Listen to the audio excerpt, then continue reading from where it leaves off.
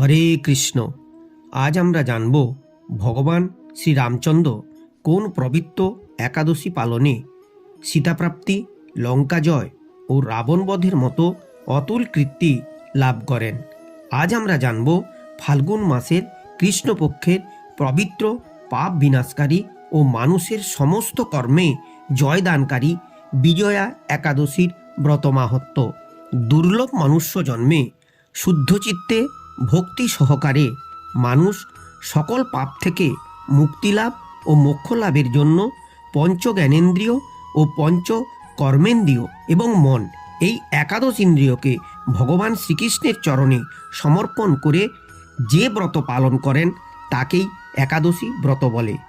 গীতার দশম অধ্যায় বিভূতি যোগের বর্ণনা অনুযায়ী দেবঋষিদের মধ্যে যেমন নারদ, মহর্ষিদের মধ্যে ভৃগু, বৃক্ষের মধ্যে অশ্বত্থ, নদুসমীহের মধ্যে গঙ্গা, তেমনি ব্রতের মধ্যে একাদশী সর্বশ্রেষ্ঠ বা সর্বোত্তম ব্রত।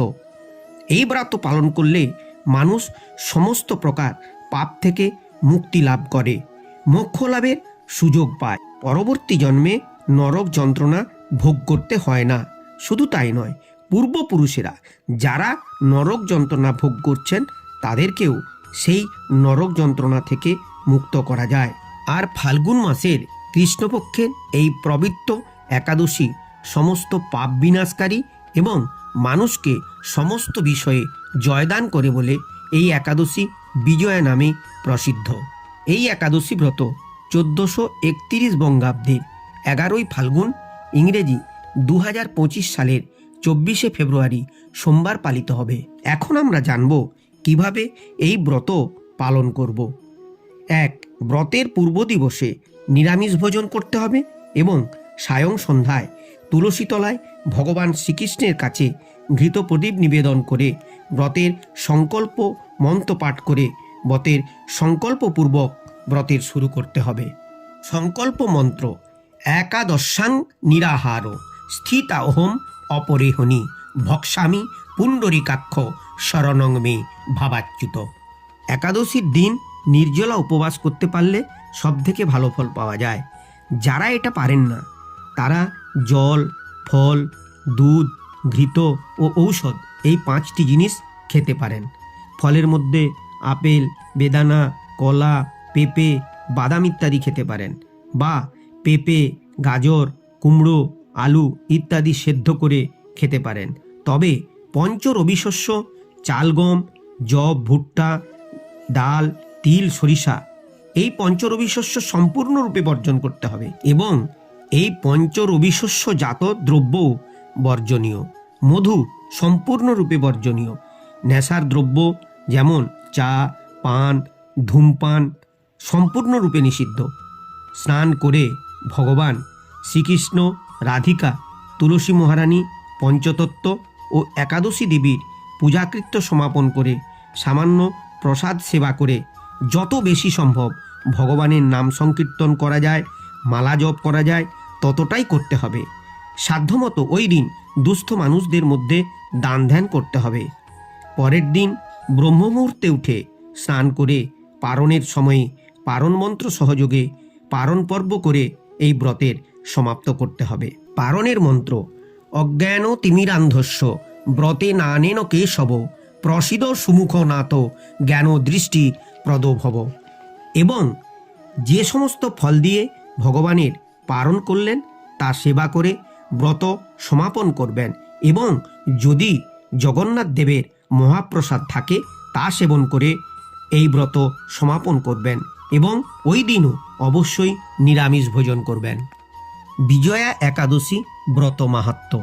স্কন্ধ পুরাণে শ্রীকৃষ্ণ যুধিষ্ঠির বিজয়া একাদশী মাহাত্ম্য এইভাবে বর্ণিত রয়েছে। মহারাজ যুধিষ্ঠির শ্রীকৃষ্ণকে বললেন, হে বাসুদেব, ফাল্গুন মাসের কৃষ্ণপক্ষের একাদশীর মাহাত্ম্য অনুগ্রহ করে আমাকে বলুন। শ্রীকৃষ্ণ বললেন, হে যুধিষ্ঠির, এই একাদশী বিজয়া নামে পরিচিত। এই একাদশী সম্পর্কে একসময় দেবর্ষি নারদ স্বয়ম্ভু ব্রহ্মাকে জিজ্ঞাসা করেছিলেন। তিনি এই প্রসঙ্গে যা বলেছিলেন তা আমি এখন তোমাকে বলছি। এই পবিত্র পাপ বিনাশকারী ব্রত মানুষকে জয়দান করে বলে বিজয়া নামে প্রসিদ্ধ। পুরাকালে শ্রীরামচন্দ্র 14 বছরের জন্য বনে গিয়েছিলেন। সীতা ও লক্ষ্মণের সঙ্গে তিনি পঞ্চবটী বনে বাস করতেন। সেই সময় লঙ্কাপতি রাবণ দেবী সীতাকে হরণ করে। সীতার অনুসন্ধানে রামচন্দ্র চতুর্দিকে ভ্রমণ করতে থাকেন। তখন মৃতপ্রায় জটায়ুর সাথে তার সাক্ষাৎ হয়। জটায়ু রাবণের সীতাহরণের সমস্ত বৃত্তান্ত রামচন্দ্রকে জানিয়ে মৃত্যুবরণ করে। এরপর সীতা উদ্ধারের জন্য বানররাজ সুগ্রীবের সাথে তিনি বন্ধুত্ব স্থাপন করেন। ভগবান শ্রীরামচন্দ্রের কৃপায় হনুমান লঙ্কায় গমন করেন। সেখানে অশোক বনে সীতাদেবীকে দর্শন করে শ্রীরামচন্দ্র প্রদত্ত অঙ্গুরীয় তাকে অর্পণ করেন। ফিরে এসে শ্রীরামচন্দ্রের কাছে লঙ্কার সমস্ত ঘটনার কথা ব্যক্ত করেন। হনুমানের কথা শুনে শ্রীরামচন্দ্র সুগ্রীবের পরামর্শে সমুদ্র তীরে যান। সেই দুস্তর সমুদ্র দেখে তিনি লক্ষ্মণকে বললেন, হে লক্ষ্মণ, কিভাবে এই অগাধ সমুদ্র পার হওয়া যায় তার কোনো উপায় খুঁজে পাচ্ছি না।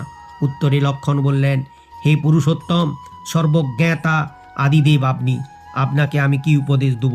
তবে বগদালভ্য নামে এক মুনি এই দ্বীপে বাস করেন।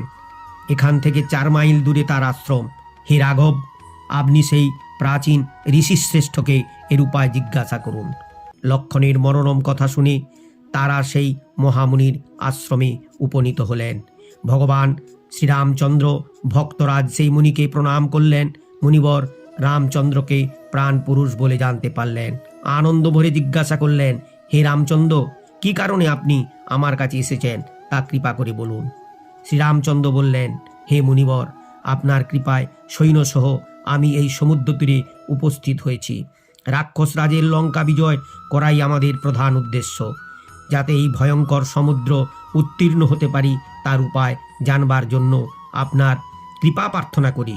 মুনিবর প্রসন্ন চিত্তে পদ্মলোচন ভগবান শ্রীরামচন্দ্রকে বললেন, হে রাম, আপনার অভীষ্ট সিদ্ধির জন্য যে শ্রেষ্ঠ ব্রত করণীয় তা আমি বলছি। ফাল্গুন মাসের কৃষ্ণপক্ষের বিজয়া নামক একাদশী ব্রত পালনে আপনি নিশ্চয়ই সৈন্যসহ সমুদ্র পার হতে পারবেন। এই ব্রতের বিধি শ্রবণ করুন। বিজয় লাভের জন্য দশমীর দিন সোনা, রূপা, তামা অথবা মাটির কলস সংগ্রহ করে তাতে জল ও আম পাতা দিয়ে সুগন্ধি চন্দনে সাজিয়ে তার উপর সোনার নারায়ণ মূর্তি স্থাপন করবেন। একাদশীর দিন যথাবিধি প্রাতঃস্নান করে কলসের গলায় মালা চন্দন পরিয়ে উপযুক্ত স্থানে নারকেল এবং গুবাক দিয়ে পূজা করবেন। এরপর গন্ধ, পুষ্প, তুলসী, ধূপ, দীপ নৈবেদ্য দিয়ে পরম ভক্তি সহকারে নারায়ণের পূজা করে হরিকথা কীর্তনে সমস্ত দিন যাপন করবেন। রাত্রি জাগরণ করে অখণ্ড ঘি প্রদীপ প্রজ্বলিত রাখবেন। দ্বাদশীর দিন সূর্যোদয়ের পর সেই কলস বিসর্জনের জন্য কোনো নদী, সরোবর বা জলাশয়ের কাছে গিয়ে বিধি অনুসারে পূজা নিবেদনের পরে তা বিসর্জন দেবেন। তারপর ওই মূর্তি বেদজ্ঞ ব্রাহ্মণকে দান করবেন। এই ব্রত প্রভাবে নিশ্চয়ই আপনার বিজয় লাভ হবে। ব্রহ্মা বললেন, হে নারদ, ঋষির কথা মতো ব্রত অনুষ্ঠানের ফলে তিনি বিজয়ী হয়েছিলেন। সীতা প্রাপ্তি, লঙ্কা জয়, রাবণ বধের মাধ্যমে শ্রীরামচন্দ্র অতুল কীর্তি লাভ করেছিলেন। তাই যথাবিধি যে মানুষ এই ব্রত পালন করবেন তাদের এই জগতে জয়লাভ এবং পরজগতে অক্ষয় সুখ সুনিশ্চিত জানবে। হে যুধিষ্ঠির, এই কারণে এই বিজয়া একাদশী ব্রত পালন অবশ্য কর্তব্য। এই ব্রত কথার শ্রবণ কীর্তন মাত্রই বাজপেয় যজ্ঞের ফল লাভ হয় এবং মানুষ মোক্ষ লাভ করে। এই একাদশী ব্রত মাহাত্ম্য যিনি শ্রবণ করবেন তার সমস্ত রকমের পাপ ক্ষয় হবে এবং তিনি তার কর্মজীবনে সমস্ত রকম ক্ষেত্রে বিজয়ী হবেন। ভিডিওটি ভালো লাগলে লাইক, শেয়ার করুন।